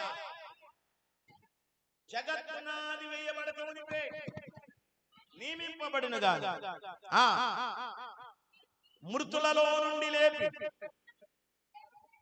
మనకు మహిమనిచ్చిన దేవుని ఎడల తన ద్వారా విశ్వాసులైన మీ నిమిత్తం కడవరి కాలములందు ఆయన ప్రత్యక్షపరచబడెను కాగా మీ విశ్వాసం నిరీక్షణ దేవుని యందు ఉంచబడి ఉన్నవి. దేవునికి స్తోత్రం కలుగును గాక. యేసుక్రీస్తు యొక్క అమూల్యమైన రక్తం చేత మనం రక్షించబడ్డాం. మీరు గమనించారు, మన కోసం ఒక వ్యక్తి ప్రాణత్యాగం చేశాడు. మన కోసం ఒక వ్యక్తి తన రక్తాన్ని చిందించాడు. మన కోసం ఒక వ్యక్తి ఈ లోకాన్ని విడిచిపెట్టాడు. తన సుఖభోగములన్నీ విడిచిపెట్టాడు. తన యొక్క ఆనందాన్ని విడిచిపెట్టాడు. పరలోక రాజ్యంలో నివసించడం గొప్ప భాగ్యం అయినప్పటికీ ఆ పరలోకాన్ని యేసుక్రీస్తు వారు ఏం చేశారండి? వదిలిపెట్టి నీ కోసం నా కోసం ఈ లోకంలో మట్టి మనిషిగా పుట్టాడు. పుట్టి దేవుడిగా మార్చబడి మనందరి పాపములు కలవరిగిరిలో అర్పణగా తీసుకొని వెళ్ళిన వాడై. ఆమేన్. గట్టిగా చెప్తాం హల్లెలూయా, హల్లెలూయా. కాబట్టి ఆ యేసుక్రీస్తు యొక్క రక్తములో మనం కళంకం లేని వారుగా ఉన్నాం. మనల్ని యేసుక్రీస్తు వారు కడిగాడు. మీరు ఎప్పుడైతే తండ్రి, కుమార, పరిశుద్ధాత్మ నామములో బాప్తిసం తీసుకున్నారో ఆ రోజున యేసయ్య మిమ్మల్ని కడిగాడు. ఏం చేశాడండి? ఏం కడిగాడు? పాత జీవితం అప్తులమై ఆ ప్రభుని వేడండి, పాత జీవితం పాతి పెట్టండి. పశ్చాత్తాప్తులమై ఆ ప్రభుని వేడండి. హల్లెలూయా, హల్లెలూయా, హల్లెలూయా, హల్లెలూయా, హల్లెలూయా, హల్లెలూయా. నేడే రక్షణ ఆనందముందేనం, యేసు ప్రేమను కనులారా చూచేదం. మన జీవితాన్ని ఏం చేయాలి? పాతి పెట్టాలి. ఆ నీళ్లలో దాన్ని ఏం చేయాలి? పాతి పెట్టాలి. రోత జీవితాన్ని ఏం చేయాలి? అందుకే పౌలు అన్నాడు, పూర్వం నేను హింసకుడను, దోషకుడను, హానికరుడను. ఫస్ట్ 2 3 మరి ఇప్పుడు చేతుల బాగా దేవునికి స్తోత్రం. మరి మనం ఏమైనా మారామా? ఏమండి, మనం ఏమైనా మారామా? క్రీస్తుని ఎరగక ముందు ఎలా ఉన్నాం? బాప్తిసం తీసుకోక ముందు ఎలా ఉన్నాం? బాప్తిసం తీసుకున్న తర్వాత ఎలా ఉన్నాం? దేవుడు ఈ అడోన్ ప్రార్థనా మందిరానికి ఇచ్చిన గొప్ప ఘనత ఏమిటంటే, ఈ అడోన్ ప్రార్థనా మందిరానికి ఇచ్చినటువంటి గొప్ప ఘనత ఏంటంటే, రక్షించబడిన వారు రారు. రక్షించబడిన వాడు ఎవరు రారు. కేవలం రోగాలతో ఉన్నవాడు, దయ్యాలతో ఉన్నవాడు, దురాత్మలతో బాధపడుతున్నవాడు, చేతబడి శక్తులతో బాధపడుతున్నవాడు, అశాంతికరమైన జీవితం జీవించే వారిని యేసుక్రీస్తు వారు ఇక్కడికి తీసుకొచ్చి వాక్యము ద్వారా మార్చి రక్షణ మార్గములకు నడిపించేవాడు. దేవునికి స్తోత్రం. ఇది దేవుడిచ్చిన గొప్పతనం. అయితే బయట సంఘము నుంచి చాలా మంది ఏమవుతారంటే ఆ సంఘానికి వెళ్ళిపోతూ ఉంటారు. కానీ గొప్పతనం ఏంటంటే, ఈ సంఘానికి ఉన్న గొప్పతనం ఏంటంటే, బయట సంఘస్థులు ఎవడు ఈ సంఘంలోకి రాలేడు, వచ్చినోడు ఉండలేడు. ఇంకొక అడ్వాంటేజ్ ఏంటంటే, ఇంకో గొప్ప అద్భుతమైన విషయం ఏంటంటే, గొప్ప కార్యం ఏంటంటే, ఈ చర్చి వాళ్ళే బయటకు వెళ్ళిపోవాలి. ఇక్కడ రక్షించబడ్డ వాళ్ళే బయటకు వెళ్ళిపోవాలి తప్ప బయట ఎవరు వచ్చి ఇక్కడ ఏమట్టడానికి కుదరదు. ఎందుకంటే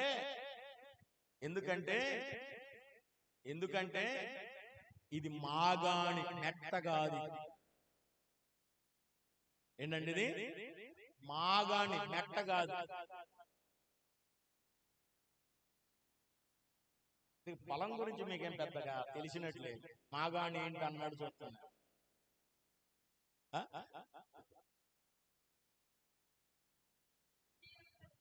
మాగాణి అంటే ఏంటి తెలుసా?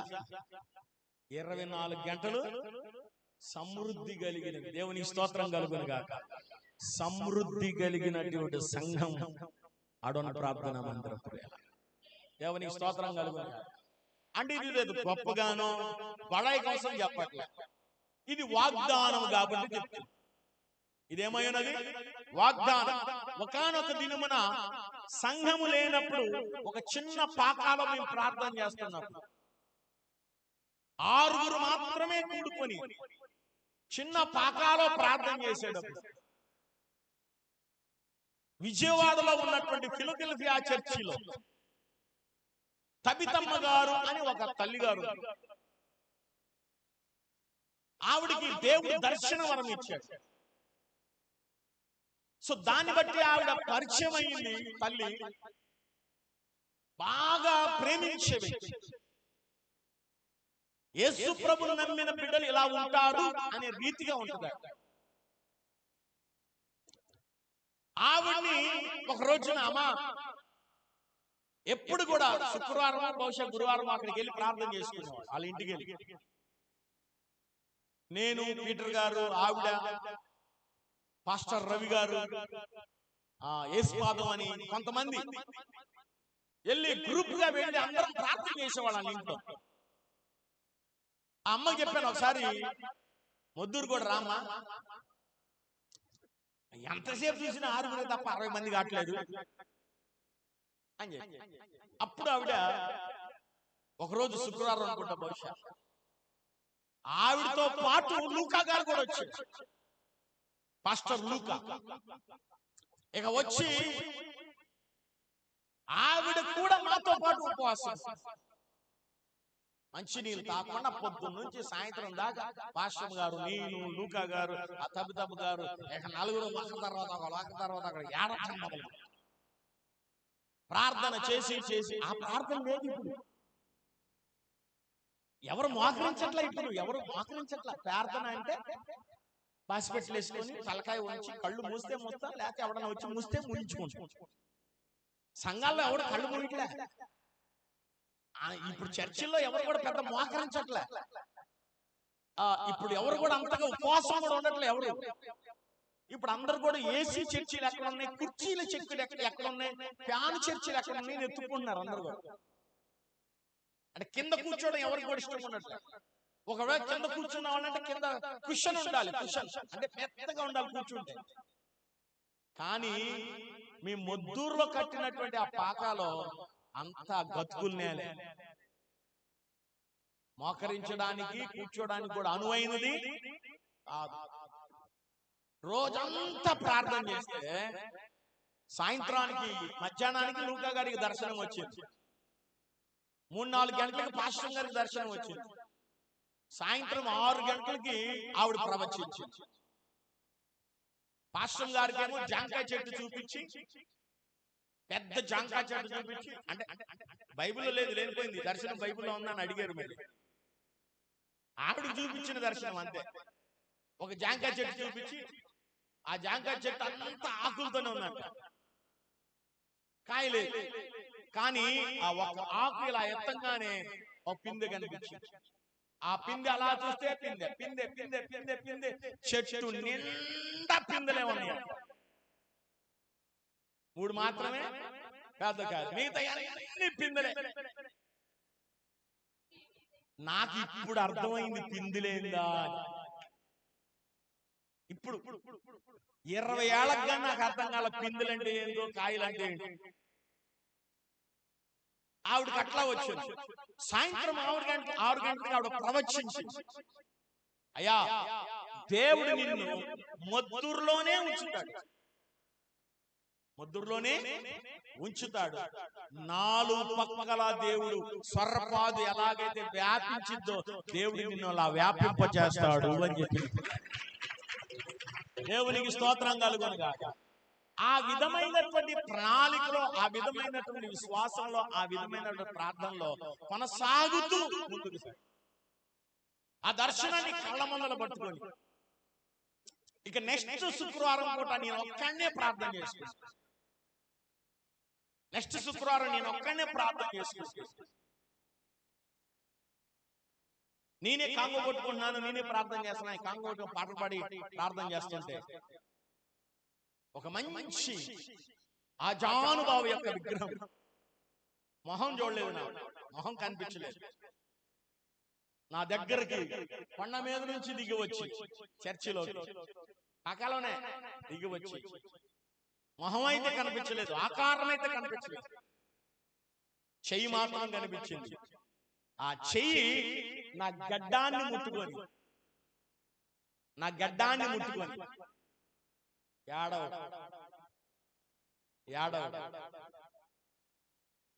నిన్ను అభివృద్ధి చేసి విస్తరింప చేస్తాను అన్నాడు. దేవుని స్తోత్రం కలుగును. ఇప్పుడు ఆ పిందెలు ఏంటంటే విశ్వాసులు వస్తున్నారు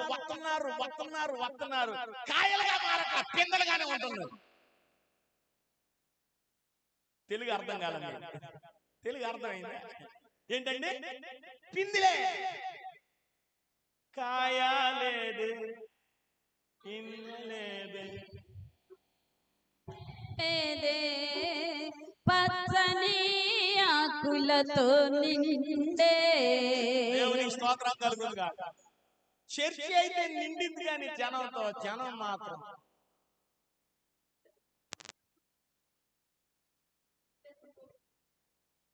ఎండాకాలం కూడా ఆ కాయ అట్టాగే ఉంటుంది, వర్షాకాలంలో కూడా కాయ అట్టాగే ఉంటుంది, శీతాకాలంలో కూడా కాయ అట్టాగే ఉంటుంది. ఏ కాలంలో మరి ఇది పెరిగిద్దో తెలియదు,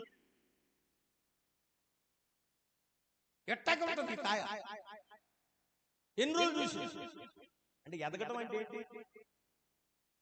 పాటలు పాడాలి, ప్రార్థన చేయాలి, వాక్యం చదవాలి, వరాలు ఫలాలు కలిగిన జీవితం జీవించాలి. దేవుని స్తోత్రం కలుగును. కళంకము లేని వారుగా. అందుకే గలతీ పత్రిక 5వ అధ్యాయం 16వ వచనం.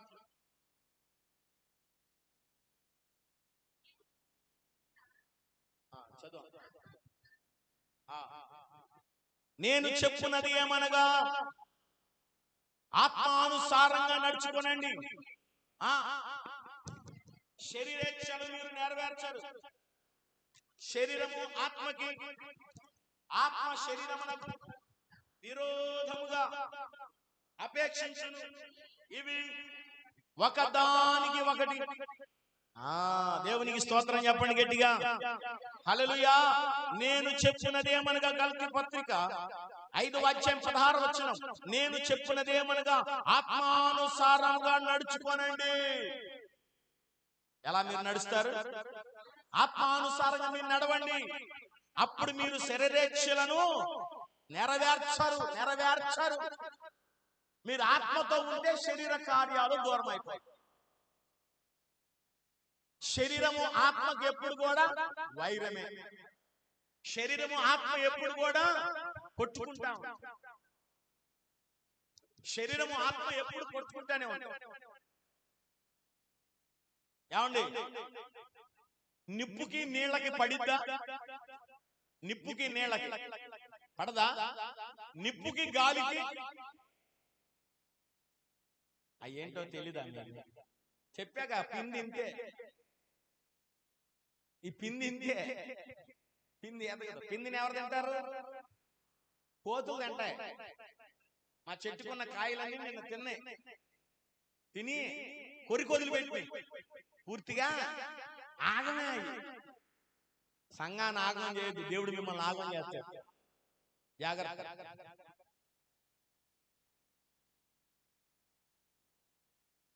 శరీరానికి ఆత్మకి ఎప్పుడు కూడా విరోధం, వైరమే. నీళ్ళకి నిప్పుకి పడదు, మరి గాలికి నిప్పుకి. ఆ నిప్పులో కొంచెం పెట్రోల్ వద్దాం, దాంట్లో ఏం పోద్దాం? పెట్రోల్ పోద్దాం. పోస్తే ఇంకా మండిది. దేవునికి స్తోత్రం కలుగును. అలాగే నీళ్ళకి నిప్పుకి ఎలాగైతే వైరమో, ఏమండి, పిల్లికి ఎలక్కి పాముకి ముంగిసి, అలాగే విశ్వాసికి అవిశ్వాసికి జోడు ఎక్కడ? మీరు విశ్వాసులేనా? మీకు విశ్వాసం ఉందా? విశ్వాసం అన్నది నిరీక్షించబడు వాటి యొక్క నిజస్వరూపం. ఆత్మకి శరీరానికి ఎప్పుడు వైరం కలుగుతూనే ఉంటది, ఎప్పుడు విరుద్ధంగా పనిచేస్తూ ఉంటాయి. ప్రియ దేవుని బిడ్డలారా, అవి ఎప్పుడు కొట్టుకుంటూనే ఉంటాయి. అవి ఎప్పుడు వైరాగ్యం కలిగి ఉంటాయి. ఆత్మకి శరీరానికి. ఇప్పుడు మీరు ఆత్మానుసారుల శరీరానుసారుల. ఎందుకంటే మీలో అత్యధికమైన కళంకమేదీ లేదు అన్నాడు. అత్యధికమైన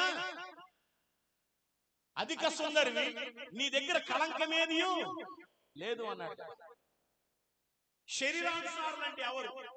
ఆత్మానుసారులు అంటే ఎవరు? శరీర సంబంధమైన వ్యక్తులు ఎవరు? ఆత్మ సంబంధమైన వ్యక్తులు ఎవరు? చెప్తుంది వాక్యం, చెప్తుంది 18వ వచనంలో, మీరు ఆత్మ చేత నడిపించబడిన యెడల ధర్మశాస్త్రమునకు లోనైన వారు కాదు. శరీర కార్యములు దేవునికి స్తోత్రం కలుగునుగా. చెప్పండి చెప్పండి, దేవునికి స్తోత్రం. హల్లెలూయా. ఆత్మకి శరీరానికి ఏం కలుగుతుంది? చెప్పండి చెప్పండి, ఏం కలుగుతుంది? ఎప్పుడు ఫైట్ జరుగుతుంది. శరీర కార్యాలు, ఆత్మ శరీర కార్యాలు స్పష్టంగా ఉన్నాయి. ఏమిటవి? జారత్వం, అపవిత్రత, కామకత్వం, విగ్రహారాధన, అభిచారం, ద్వేషం, కలహం, మత్సరం, క్రోధం, కక్షలు, భేదములు, విమతము, అసూయ, మత్తతలు, అల్లరితో కూడిన మరేంటి? ఏమిటి? శరీర కార్యాలు స్పష్టంగా ఉన్నాయి. శరీర కార్యాలు కనబడుతున్నాయి. ఈ శరీర కార్యాలకి ఆత్మ కార్యాలకి పడనే పడదు. ఇప్పుడు సిగరెట్ తాగలేని వాళ్ళు తప్పుగా భావించు. మీరు తాగితే తాగండి, నాకేమట్లా. కానీ చుట్ట తాగేవాళ్ళు ఉన్నారు. మీరు తాగితే తాగండి, నాకేం బట్టి. మందు తాగేవాళ్ళు ఉన్నారు, అయితే తాగండి. నేనేమంటున్నానంటే, చుట్ట తాగేవాడి పక్కన చుట్ట తాగలేని వాడు నిలబడగలడా? అదేంటి? వాడు మనిషి, ఇడు మనిషే కదా. వాడు మనిషి, ఏమైనా మందు తాగినోడు పక్కన ఎప్పుడు తాగలేని వాడు మాట్లాడగలడా? నిలబడగలడా? అదేంటి? మరి విశ్వాసికి అవిశ్వాసికి జోడెక్కడ? శరీర కార్యానికి ఆత్మ కార్యానికి పొత్తెక్కడ? శరీర కార్యాలు స్పష్టంగా ఉన్నవి. జారత్వం, అపవిత్రత, కామకత్వం, విగ్రహారాధన, అభిచారం, ద్వేషం, కలహం, మత్సరం, క్రోధం, కక్ష, భేదం, విమతము, అసూయ, మత్తతలు, అల్లరితో కూడినటువంటి వీటిని గురించి నీకు మునిపే చెప్పిన ప్రకారం ఇటు వాటిని చేయువారు. ఏమండి ఇటు వాటిని చేసేవాళ్ళు దేవుని రాజ్యమునకు స్వతంత్రించుకొనరని మీతో స్పష్టంగా చెప్పుచున్నాను. ఎవరు చెప్పారు ఇది? మనమేం చెప్పలే, మనమే రాసుకోవాలి. దేవుని యొక్క వాక్యమే చెప్తుంది. అయితే ఆత్మఫలమేమనగా ఇవి ఎక్కువ ఉండవు. ఆత్మఫలాలు చాలా తక్కువ ఉంటాయి, శరీర కార్యాలు మాత్రం ఎక్కువ ఉంటాయి. ఆత్మ కార్యాలు కొంచెమే. ఏంటవి? ఒకటి ప్రేమ, సంతోషం, సమాధానం, దీర్ఘశాంతం, దయాళత్వం, మంచితనం, విశ్వాసం, సాత్వికం, ఆశా నిగ్రహం. ఆశా నిగ్రహం. దేవుని స్తోత్రం కలుగు. చిన్న పాయింట్ ఆశా నిగ్రహం గురించి. ఆశా నిగ్రహం అంటే ఏంటి?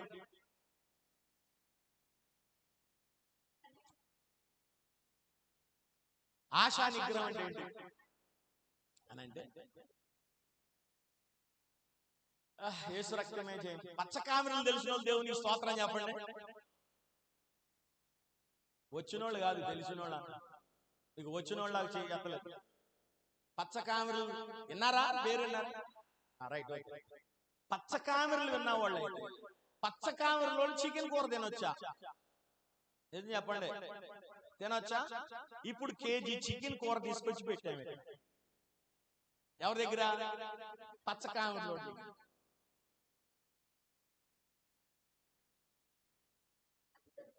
ఈ అదవ పచ్చకామెరు ఇది ఎక్కడి నుండి పుట్టుకొచ్చిందో, వాసన బాగా వస్తుంది.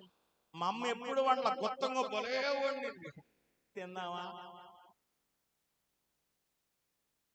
ఇప్పుడు ఆశను ఏం చేసుకోవాలి? ఆశ కలిగిన ప్రాణాన్ని దేవుడు అంటాడని మరి తినే వద్దులేనిపోయింది.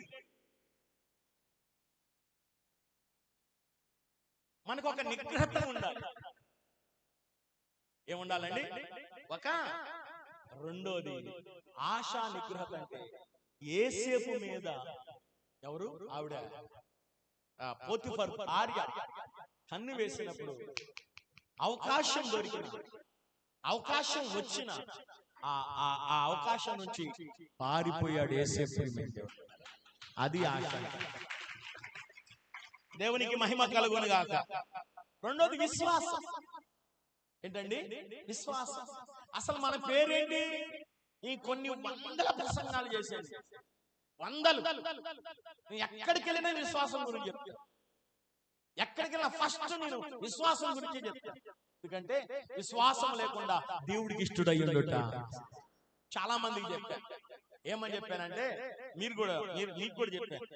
పాలకూర తెలిసిన వాళ్ళు దేవునికి స్తోత్రం చెప్పండి. అబ్బో. పకోడీలు తెలిసిన వాళ్ళు దేవునికి స్తోత్రం చెప్పండి. నేతి పెరకాయ తెలిసిన వాళ్ళు దేవునికి స్తోత్రం చెప్పండి. రెండు చేతులు ఎవరికి ఇచ్చారు?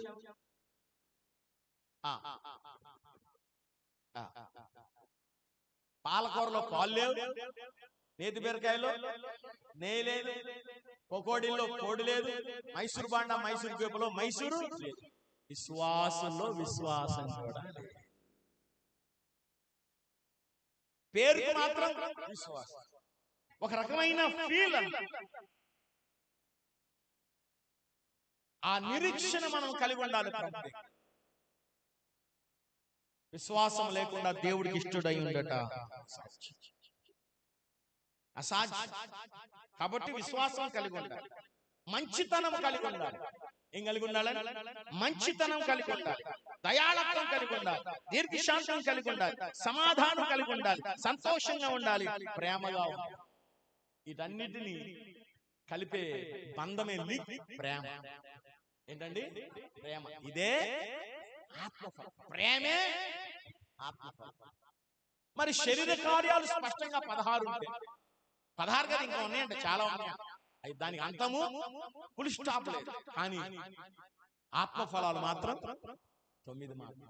కాబట్టి ఈ రోజున ప్రియమైన దేవుని బిడ్డలారా, చూడండి తర్వాత చదవండి. ఇట్టి వాటికి విరుద్ధమైన నియమం ఏదీ లేదు.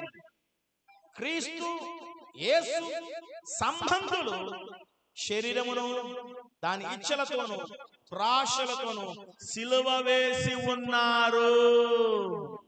దేవునికి స్తోత్రం కలుగును గాక. ఏం వేస్తున్నారండి? యేసుతో కూడా మనం ఏమైపడ్డాం? శరీర కార్యాలకి, శరీర ఇచ్చలకు, శరీర ఇష్టములకు యేసుతో కూడా సిలువ వేయబడాలని వాళ్ళే విశ్వాసం, వాళ్ళే ఆత్మ కలిగిన వాడు, వాళ్ళే ఆశా నిగ్రహత కలిగిన వాడు. వారు మాత్రమే కళంకము లేని వారై ఉన్నారు. గట్టిగా చెప్పండి. దేవునికి స్తోత్రం కలుగును గాక. హల్లెలూయా. అంతకుముందు తాగేవాడు, తాగుబోతులు అంతకుముందు తాగేవాళ్ళు ప్రభుని నమ్ముకున్నారు, తాగట్లే. ఏదో ఫంక్షన్కి వెళ్తే వాళ్ళు అన్నారు, ఒక గ్లాస్ పోసారు. పోస్తే నేను తాగట్లేదురా. వై? నేను ప్రార్థన చేస్తున్నా. అయితే మానేశా. అబ్బా కొంచెం తీసుకో. లేదురా. నిజమా? ఒరే చాలా రోజులైందిరా, ఇప్పుడు మీ ఆవిడ కూడా లేదుగా, తాగరంటే అంతేనంటవా? అదేంది అంతేనంటవా? మీ ఆవిడ లేకపోవచ్చు, నీ పిల్లలు లేకపోవచ్చు, ఆకాశమందు ఆసీనుడైన వాడు కల్లారా చూస్తున్నాడు. హల్లెలూయా. ఇక్కడ నీకేమవ్వాలి? ఆశ నిగ్రహత రాలే. నువ్వేం చేయలేకపోయావు? జయించలేకపోయావు.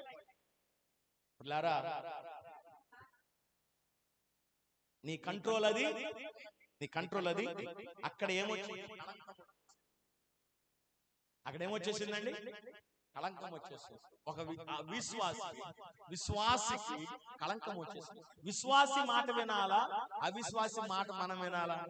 దుష్టుడు ఆలోచన చొప్పున, పాపుల మార్గమున అపహాస్యకులు కూర్చుండు, ధర్మశాస్త్రాన్ని దివారాత్రము ధ్యానించిన వాడు ధన్యుడయ్య. దేవుని వాక్యమును ధ్యానించేవాడు, దేవుని వాక్యానుసారంగా నిలబడేవాడు, దేవుని వాక్యములో నిలబడేవాడు ధన్యుడు, దేవుని కృపలో వాడబడేవాడు ధన్యుడయ్య. ఆ ప్రియమైన దేవుని పిల్లరా, ఒక చిన్న ఎగ్జాంపుల్ ఏంటంటే, ఉదాహరణ ఏంటంటే,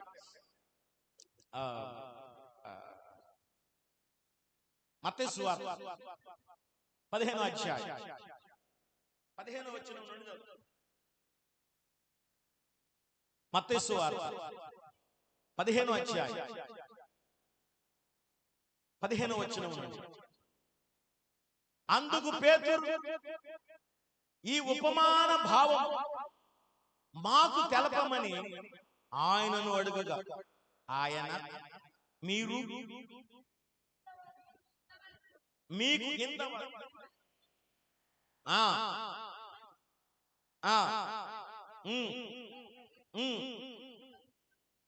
బహిర్భూమిలో విడవబడు, కానీ నోట నుండి బయటకు వచ్చిన హృదయములో నుండి. ఒక చిన్న ఉదాహరణ. ఒక రోజు యేసు ప్రభు వారు శిష్యులందరూ కూడా సమకూడినప్పుడు శిష్యులంతా చేతులు కడుక్కోకుండా భోజనం చేశారు. ఏం చేశారంటే చేతులు కడుక్కోకుండా భోజనం. అప్పుడు ఆ యెరూషలేము ప్రజలందరూ కూడా నిష్ఠ కలిగిన వాళ్ళు, చాలా చాలా నిష్ఠ కలిగిన వాళ్ళు, చాలా శుద్ధి కలిగిన వాళ్ళు అడిగారంట, ఇదేంటి మీ శిష్యులేంది చేతులు కడుక్కోలేదు భోజనం చేసేటప్పుడు? చేతులు కడుక్కోవాలి కదా, కాళ్ళు చేతులు కడుక్కోకుండా భోజనం చేయడం ఏంది? ఇది ఆచారం కదా, ఇది మన పితరులు నేర్పించినప్పుడు ఆచారం. ఈ ఆచారాన్ని వదిలిపెట్టి నీ పిల్లలేంది, ఆ శిష్యులేంది చేతులు కడుక్కోకుండా అన్నం తిన్నారు, అన్నం తింటున్నారు. దైవజనాంగమా, మీరు ఇప్పుడున్నది క్రీస్తు యొక్క మార్గములో ఉన్నారు. నేనే మార్గం, నేనే సత్యం, నేనే జీవం. ఈ మార్గంలో మీరు, ఈ మార్గంలో మీరున్నప్పుడు పితృ పారంపర్యమైన ఆచారాలు మీరు అభ్యసించండి. ఫర్ ఎగ్జాంపుల్, ఉదాహరణ, చనిపోయిన వ్యక్తిని మనం మూసుకుని వెళ్తాం. ఎవరు మోస్తారు? వారసులు మోస్తారు. వారసులు మాత్రమే మోస్తారు. కానీ ముస్లిమ్స్ ఉన్నారు, అక్కడ వారసులతో పని పెట్టి కనిపిస్తే చాలు, వాడు ఎంతటి వాడై బండి మీద వెళ్తున్నా, కారు మీద వెళ్తున్నా ఆపి గబగబా కచ్చి తీసుకొని చుట్టుకుంటాడు, టోపీ లేక గబగబా వెళ్ళి జస్ట్ అట్లా చెయ్యి వేస్తాడు. వేసినందుకు వాడి భుజాలు తొడవరు, వేసినందుకు వాడికి బట్టలేమి పెట్టరు. అదొక రకమైనటువంటి పుణ్యంగా భావిస్తారు. ఇక మనోళ్ళు అనుకోండి, దాన్ని ఒక పర్టికులర్ గా దాన్ని చూస్తారు. అయితే ఇదంతా బాగా తీసుకొని వచ్చినాక దానికి ఒక పేరు పెట్టారు, దింపుడు కళ్ళం అని. ఏం కళ్ళం అండి? అక్కడ దించి చుట్టూ తిరుగుతారు. తిరిగి చెవులో అమ్మా అమ్మా అమ్మా అని అంటారు. ఒకవేళ నానా నానా, ఒకవేళ ఎవరు అబ్బాయి అనుకో, అరే అబ్బాయి, ఒరే అబ్బాయి, అరే ఎందుకు దించావు అనుకోండి. ఎవడో ఎప్పుడో ఎక్కడోనంట దింపుడు కాలంలో తెచ్చితే పిలిచిన వెంటనే లటక్కలు లెగిశాడంట. సిస్టమ్ లెగిశారు. ఇప్పుడు వీళ్ళ ఆలోచన ఏంటంటే ఆ దింపుడు కాలం దగ్గర దింపినాక పిలిస్తే లెగుస్తారు అని. ఒరే చిన్న లాజిక్ మర్చిపోయారు. ఒకవేళ ఏ ఊరు బయట ఎందుకు లెగాలి? దింపుడు కళ్ళం దగ్గర ఎందుకు లేవాలి? నిన్న మధ్యాహ్నం చచ్చిపోయిన వాళ్ళు రాత్రంతా పిలిచారు, అమ్మాలే అమ్మాలే లెగవే అమ్మా, మీ అల్లుడు వచ్చాడు, మీ అల్లుడు వచ్చాడు, లెగవే అమ్మా, మీ అబ్బాయి వచ్చాడు, లెగవే అమ్మా అన్నారుగా. ఒకసారి చూడమన్నారుగా, నీ కూతురు వచ్చేది లేవమన్నారుగా. లేగవాలి. ఇదొక ప్రాసెస్. రెండో ప్రాసెస్ ఏంటంటే వీళ్ళని చచ్చిపోయిన వెంటనే ఐస్ బాక్స్ తీసుకొస్తారు. ఏం బాక్స్ తీసుకొచ్చి దాంట్లో పడుకోబెడతారు. గంట అవ్వగానే మనిషి అంతా ఏమైపోతారు? బాగా గడ్డ బిగిసిపోయినాక తెల్లారి స్నానం చేయించేటప్పుడు అంతకుముందు నయ్యం కూర్చోబెట్టి చేయించేవాడు స్నానం. ఎందుకంటే వంగేవాళ్ళు మనిషి కూర్చోబెట్టి. ఇప్పుడు వంగుతారా? 4 కుర్చీలు పెట్టి పైనుంచి పోయి. మరి ఇలా బిగిసిపోయిన వ్యక్తి నువ్వు అమ్మా నాన్న అనగానే లెగుతారా? కాబట్టి నేను చెప్పేది ఎవరి కోసం అంటే ప్రార్థన చేసేవారి కోసమే చెప్తున్నాను. ఇక నాకు వేరే వాళ్ళతో నాకు పని లేదు, వాళ్ళని నేను మాట్లాడాల్సిన అవసరం కూడా నాకు. ఐసు లాగా బిగిసిపోయిన కట్టెలాగా బిగిసిపోయిన ఈ వ్యక్తి అమ్మా నాన్న అయ్యా అంటే లెగుస్తారా? ఆ సలికి తట్టుకోవాలి. ఆ రోజే లేవా, అప్పుడే లేవా, కానీ దింపుడు కాలంలో లేస్తారా? కాబట్టి అది పితృ పారంపర్యమైన. ఇంక రెండోది గబగబా ఏం చేస్తారంటే పెట్టిలో పెట్టినా ఎక్కడ పెట్టినా, నేను బయట గురించి చెప్పట్ల, ప్రార్థనల గురించి చెప్తాను. చేతికి కాళ్ళకి కట్లు ఉంటాయి, చేతికి కాళ్ళ కట్లు ఉంటాయి. ఎందుకంటే మనిషి చనిపోయినాక రక్త ప్రసరణ ఆగిపోయింది కాబట్టి మనిషి అంతా కూడా ఏమవుతుంది, బిగిసిపోతా ఉంటాడు. బిగిసిపోయినప్పుడు ఏమైందంటే 2 కాళ్ళు ఎడగనే వెళ్ళిపోయినప్పుడు ఇప్పుడు చచ్చిపోయిన వ్యక్తి రేపు పొద్దున కట్టేటప్పుడు కాళ్ళు దగ్గరకి రావు కనుక చచ్చిపోయిన 2 కాళ్ళు దగ్గరగా ఉంటాయి. పాడి మోసేటప్పుడు పెట్లో పెట్టేటప్పుడు సింపుల్ గా ఈజీగా నాజుగ్గా ఉంటుందని ఉద్దేశంతో కడితే 2 చేతులు కూడా ఎడంగా వెళ్ళిపోకుండా దగ్గరగా ఉంటాయని కడితే ఆ స్నానం అదంతా చేసేసిన తర్వాత గోతులో దగ్గర తీసుకొచ్చేటప్పుడు లేదా పెట్లో పెట్టేటప్పుడు అంటే ఎందుకు, దేనికి అంటే ఆ ముడిలోనే ఆత్మ ఉండిపోయిందంట. ఉంటే మంచిదే కదా. బైబిల్ అలా చెప్పలే. తాను దయచేసిన దేవుని యొద్దకి ఆత్మ వెళ్ళిపోతుంది. ముడిలో ఉండిపోయింది అన్నాడా? అనలే. ముడిలో ఉండిపోద్ది అనలా, పట్టులో ఉండిపోయింది అనలా. ఆత్మ తాను దయచేసిన దేవుని యొద్దకి వెళ్ళిపోతుంది. కాబట్టి మనం ఇంకా ఏం ఆచరిస్తున్నామంటే పితృ పారంపర్యమైన ఆచారాలను మనం పాటిస్తున్నాం. మన పితృ పారంపర్యమైన ఆచారాలు కాదు, మన పితృడైనటువంటి యేసుక్రీస్తు యొక్క ఆచారం మనం ఆచరించాలి. యేసు మార్గములో నడవాలి. నీతోనే ఉండాలని ఆశయా, నీతోనే ఉండాలని, నీలో ఏకమవ్వాలని ఆశయా, నాతో సదాకాలం ఉండుటకు పంపబడిన వాడా ఇప్పుడే దిగిరమ్మయ్యా. నాతో సదాకాలం ఉండుటకు పంపబడిన వాడా ఇప్పుడే దిగిరమ్మయ్యా. దేవుని యొక్క ఆచారంగా దేవుని యొక్క పరిచర్యలో మనం ఉండాలి. ప్రియ దేవుని బిడ్డలారా, దేవుని వాక్యం ఈ 15వ అధ్యాయంలో మాట్లాడుతున్నటువంటి దేవుని మాటలు మనం చూస్తే నోటిలో నుండి బయటికి వచ్చేది హృదయంలో నుండి వస్తాయి. ఇది మనిషిని అపవిత్రపరుస్తాయి. దేవునికి స్తోత్రం కలుగును గాక. కళంకం ఎక్కడొస్తుంది?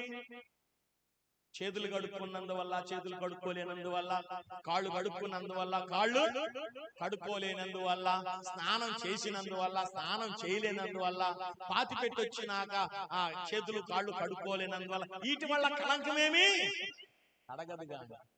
అసలు కళంకం ఎక్కడుంది? నీ హృదయములో. ఎక్కడుంది కళంకము? నీ హృదయం. చదవండి. దురాలోచన, నరహత్య, వ్యభిచారం, వేశ్యాగమనం, దొంగతనం, అబద్ధ సాక్ష్యాలు, దైవ దూషణ హృదయములో నుండే వచ్చును. దేవునికి స్తోత్రం కలుగును గాక. మచ్చ ఎక్కడుంది? కళంకం ఎక్కడుంది? హృదయంలోనే. నీ హృదయంలో కళంకం ఉంది. నీ హృదయం నిండిన దాన్ని బట్టి నోరు మాట్లాడుతుంది. కానీ నువ్వేమి తిన్నా అది మనిషిని ఏమి. చాలా మంది మాంసం కూర అంటే తింటే, మాంసం కూర తింటే దూరంగా ఉంటారు. కొన్నిటికి, కొన్ని మాంసాలకి దూరంగా ఉంటారు. చిచి చాచా చాచు అంటారు.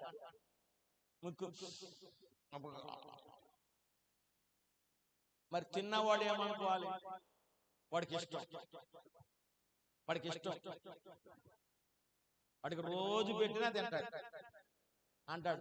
మొక్కలేంలే, మొక్క దిగ్గు పేగట్టగలరా? మొక్కలేంలే, ముద్ద దిగదు. నీకేం ముక్క కనబడితేనే ముక్కు మొత్తం ఒక రకంగా పెడతాడు.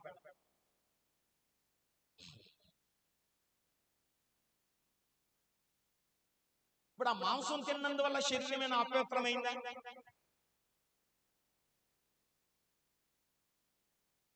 పాస్టర్ గారు లాగా ఏమైంది? బైబిల్ చెప్పింది, వాక్యం చెప్పింది, బహిర్భూమిలోకి అదే ఒంట్లో నిలబడదు. అది నిలబడేది, అది వెళ్ళిపోయింది, దాని పని అది చేసుకుంటారు. కానీ మీరు తినలేనందువల్ల పవిత్రులని, తిన్నందుకు పాపులని, మీరు అది తిన్నారు, మీరు ఇది తిన్నారు, మీరు అది తింటున్నారు, మీరు ఇది తింటున్నారు అని ఉండదు. చాలా మంది పిల్లులు తింటారు, అడవి పిల్లులు తింటారు, అడవి పిల్లులు తింటారు. చాలా మంది కుందేలు తింటారు, రకరకాల బాతులు తింటారు, తాబేళ్లు తింటారు, ఇక రకరకాల పందులు తింటారు, రకరకాలు తింటారు. తినేవాళ్ళు, వాళ్ళు తినేవాళ్ళని కానీ వాళ్ళని తిన్నందుకు మనం చూసి వాళ్ళ మొహం ఒక రకంగా పెట్టడం అది మర్యాద.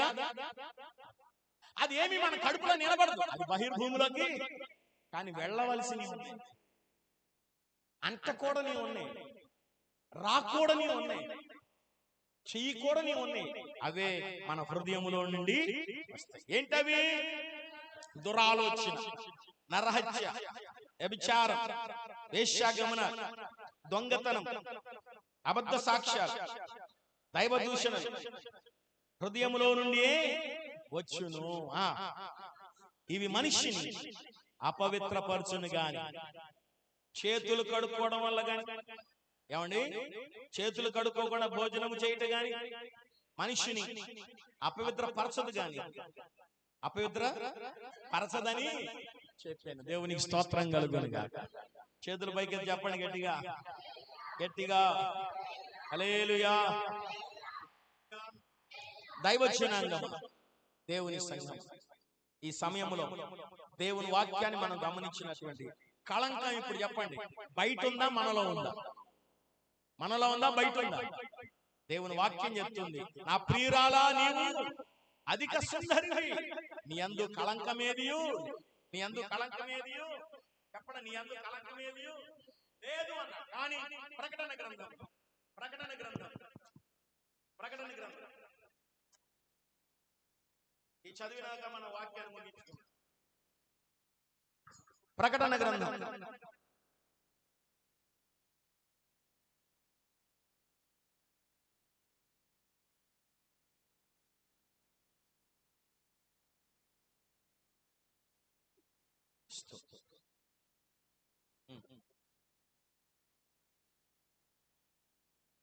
ప్రకటన గ్రంథం 2వ అధ్యాయం రెండవ అధ్యాయం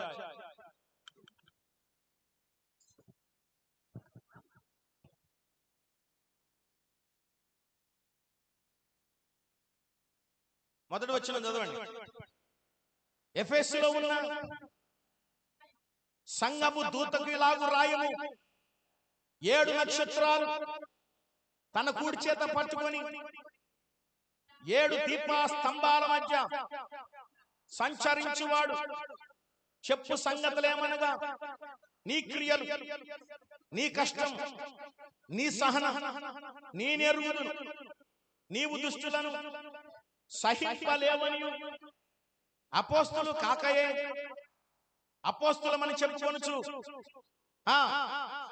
పరీక్షించి అబద్ధికులని నీవు కనుగొన్నావు. నీవు సహనమును కలిగి నా నామము నిమిత్తం భారము భరించి అలయలేదని నాకు తెలుసు. ఆయనను నీకు మొదట ఉన్న ప్రేమ నీవు వదిలితివి, నీ మీద తప్పు ఒకటి నేను మోపవలసి ఉన్నది. ఇంత చేసినా చెప్పండి, ఇంత చేసినా ఒక తప్పు నీ మీద మోపాలి. ఎఫెసీ సంఘానికి 8వ వచనం, స్మరణలో ఉన్న సంఘానికి ఇలాగూ రాయు, మొదటి వాడు కడపటి వాడునై వృద్ధుడై మరలా బ్రతికేవాడు చెప్పే సంగతి ఏమిటంటే,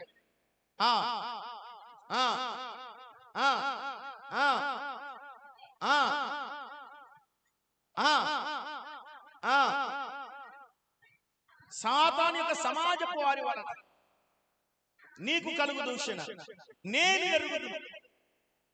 నువ్వు పొందబోవు శ్రమలకు భయపడవద్దు.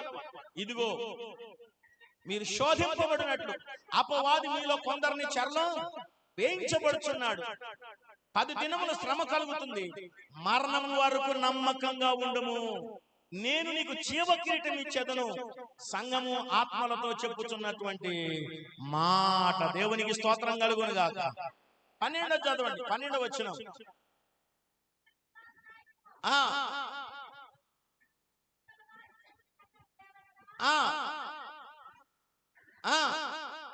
స్థలములలో నీ కాపురమున్నావు నేను ఎరుగుదును మరియు కాపురమున్న ఆ స్థలములలో నా యందు విశ్వాసమై ఉండి నన్ను గురించి సాక్షి అయిన అంత్యపి అనేవాడు మీ మధ్యన చంపబడిన దినములలో నీవు నా నామమును గట్టిగా చేపట్టి నా యందలి విశ్వాసమును విసర్జించబడలేదని నేను అయినను నీ మీద కొన్ని తప్పిదములు మాపవలసి ఉన్నది. 18వ వచనం.